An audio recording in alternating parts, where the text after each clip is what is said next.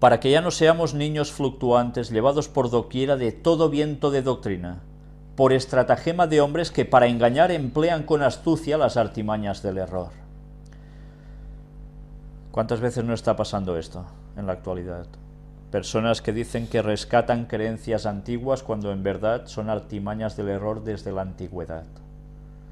Y ahora creen que eso es la nueva luz y que si no aceptas esa luz ya no eres pueblo de Dios. No te haces antitrinitario, ya no eres pueblo de Dios. ¿Esa es la nueva luz buena que se recupera de la antigüedad? ¿O esa es la tiniebla que se quiere convertir en luz y hacer tragar a muchos con artimañas del error? Mirad cómo todo lo debemos analizar muy bien, porque si no, podemos caer plenamente en el engaño. Pero es que eso es la base del panteísmo, ¿eh? Eso es la base del panteísmo. Llevados por doquier a todo viento de doctrina, el panteísmo acepta que lo nuevo niega lo viejo. Y que conforme vas creciendo y se van conociendo nuevas cosas, las antiguas no tienen ningún tipo de razón de ser. Entonces la verdad cambia. La verdad se renueva. Esa es la base del panteísmo.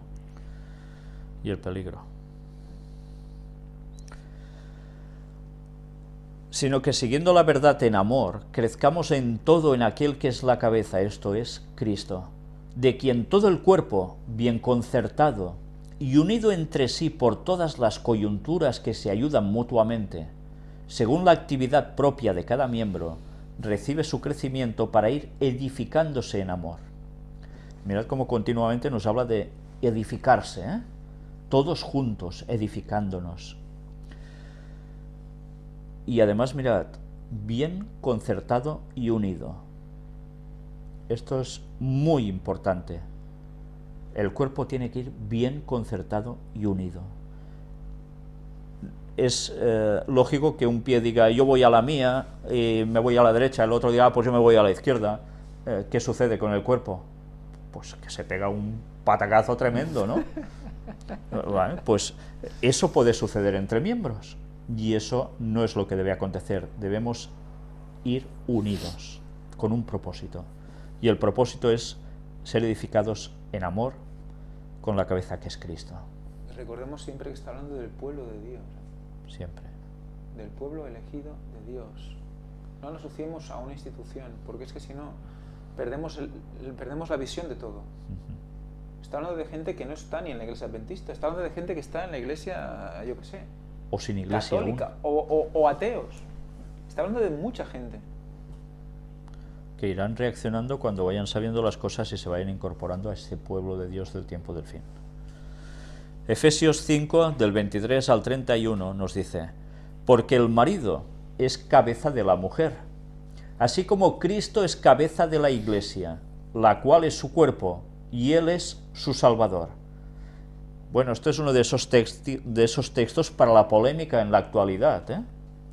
Que a tantas personas ese texto les causa un rechazo tremendo. Cuando Dios hizo hombre, mujer, entró el pecado, etcétera, etcétera, todo esto tenía que terminar siendo una enseñanza para un buen funcionamiento de la humanidad, que nos llevase a pensar siempre en las analogías con Cristo y su pueblo. Pero no somos conscientes de estas cosas, y a veces entra el orgullo y uno quiere ser más que otro, el hombre que la mujer que el hombre, pero hay algo que debemos tener presente, y es que hay un orden establecido por Dios que es el correcto. Y no se trata de machismo o de feminismos, se trata de lo que Dios quiere porque sabe cómo debemos funcionar para ir bien. Pero fíjate que es de la misma manera que fue un tipo, de la misma manera que se sacrificaron animales, y solo el hecho de sacrificar animal visto solo fuera de contexto, evidentemente es una aberración, pero visto en el contexto es un tipo que lleva un antitipo. Si tenemos en cuenta esto, lo mismo, para la iglesia, cuando Elena White habla también de que la familia es la iglesia de casa, ¿no? Y luego está la iglesia de fuera, nos tiene que dar a entender esto, que en casa tiene que ser igual que en la iglesia. O sea, que otra vez está cogiendo el cuerpo y además la familia como iglesia. esa comparativa de familia-iglesia es también lo que debe acontecer con nosotros con la conexión con el cielo. Por eso el jefe de familia, el padre de familia, el cabeza de familia, hace el papel de sumo sacerdote en representación de Cristo. ¿Eso qué quiere decir también? ¿Que el sumo sacerdote iría maltratando a los suyos o despreciándolos o haciendo cualquier cosa mala? No, porque el sumo sacerdote era el representante de Cristo. Eso es mucha responsabilidad. Y tenemos en cuenta que el siguiente versículo, los siguientes versículos. Por supuesto, porque si lo dejamos Si aquí solo leemos cortado, aquí, uno ya se queda la ya... gente uf, ya se habrán sí. desapuntado unos cuantos. Así que, como la Iglesia está sujeta a Cristo, así también las casadas lo estén a sus maridos en todo. Y claro, pensarán, bueno, pero si el marido es un no sé qué, no termina aquí. Maridos, amad a vuestras mujeres, así como Cristo amó a la Iglesia y se entregó a sí mismo por ella. Se entregó a sí mismo por ella. Morir por ella, si hace falta. O sea, Esto... ¿eso no es rebajarse? O, quiero decir, no me entendáis mal, no es ser altivo, como hemos leído en la primera, que puedes pensar, hombre, pero ahí es Sí. como Cristo, ¿no? Es servir es totalmente. el crack. No. Elena White dice que tenemos que ver a los demás siempre como si fuéramos un poco inferiores a ellos. Pues entonces, aquí nos está mostrando el mismo ejemplo que Cristo hizo cuando lavó los pies a sus discípulos. Ese concepto es el que no... Bueno, mirad que de este texto ahora podríamos sacar conclusiones a la sociedad actual, ¿no? A las familias, a los matrimonios. ¿Verdaderamente están plasmando las parejas realmente esto? Y nos preguntamos por qué está el mundo así. Para santificarla, habiéndola purificado en el lavamiento del agua por la palabra, a fin de presentársela a sí mismo, una iglesia gloriosa, que no tuviese mancha ni arruga ni cosa semejante, sino que fuese santa y sin mancha. ¿Y cómo lo consigue, dice eso? Santificándola, ¿de qué modo? Por haberla purificado en el lavamiento del agua por la palabra. Mirad una vez más la asociación agua, conceptos que ya hemos venido mostrando aquí, y palabra. Son dos cosas que tienen que ir juntas. La palabra es la clave de todo siempre. La palabra de Dios. ¿Quién es el verbo de Dios? La palabra es Cristo. Así también los maridos deben amar a sus mujeres como a sus mismos cuerpos. El que ama a su mujer, a sí mismo se ama. Porque nadie aborreció jamás a su propia carne, sino que la sustenta y la cuida, como también Cristo a la Iglesia. Porque somos miembros de su cuerpo, de su carne y de sus huesos. Mirad una vez más cómo este versículo lo podríamos asociar plenamente con Oseas capítulo 6, versículos, especialmente el 1. Participamos plenamente de Cristo, su carne, sus huesos. ¿Por qué os digo esto? Porque ese texto es clave para entender el retorno de Jesús. Por esto dejará el hombre a su padre y a su madre y se unirá a su mujer, y los dos serán una sola carne. Grande es este misterio, mas yo digo esto respecto de Cristo y de la Iglesia. Por tanto, seremos una sola carne con Cristo. Si entendéis esto, que seremos una sola carne con Cristo, entenderéis por qué Oseas 6:1 y luego los versículos 2 y 3 nos hablan como si nosotros estuviésemos participando de todo lo que Él hizo en su cuerpo. Y es por esto, por esta analogía. Si no entendemos esto, no vamos a entender Oseas. Mirad la correlación de los textos bíblicos. Colosenses 1, del 18 al 20. Y Él es la cabeza del cuerpo, que es la Iglesia.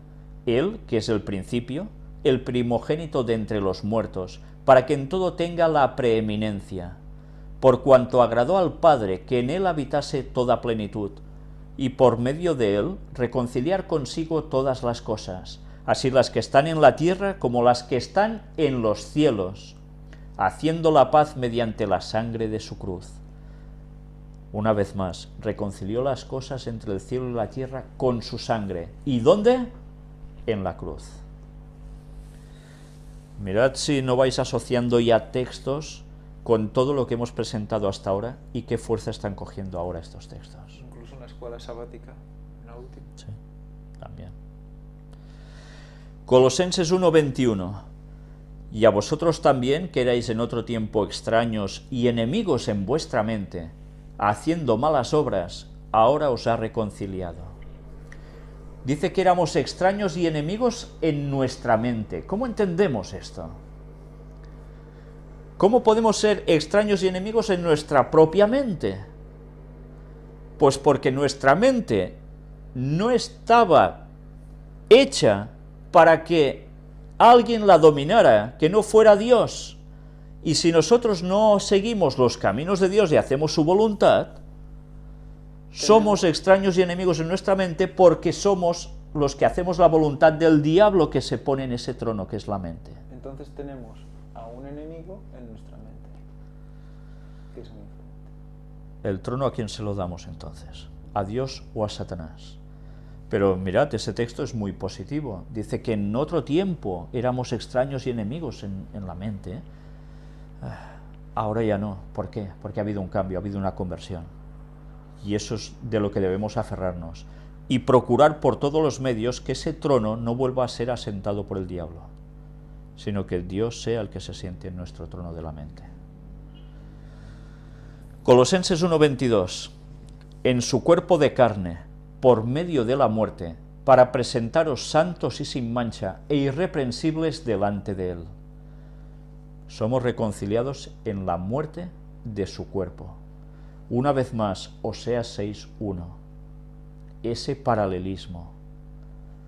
Participamos por medio de su muerte de su propio cuerpo. Y esta es la forma en que Él muere en la cruz, derrama su sangre, y por medio de ese sacrificio nosotros participamos plenamente también de lo mismo que Él. Colosenses 2:9 nos dice: porque en Él habita corporalmente toda la plenitud de la deidad, y vosotros estáis completos en Él, que es la cabeza de todo principado y potestad. Cristo, cabeza en los cielos y en la tierra. Es la cabeza sobre todo principado y potestad. Por tanto, eso es arriba y es abajo.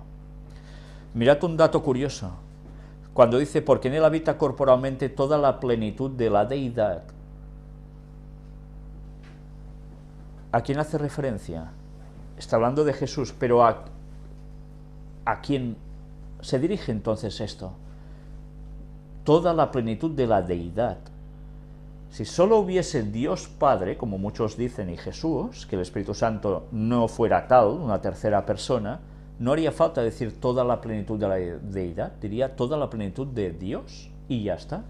En cambio, dice deidad, porque es Dios en más de una persona y de dos.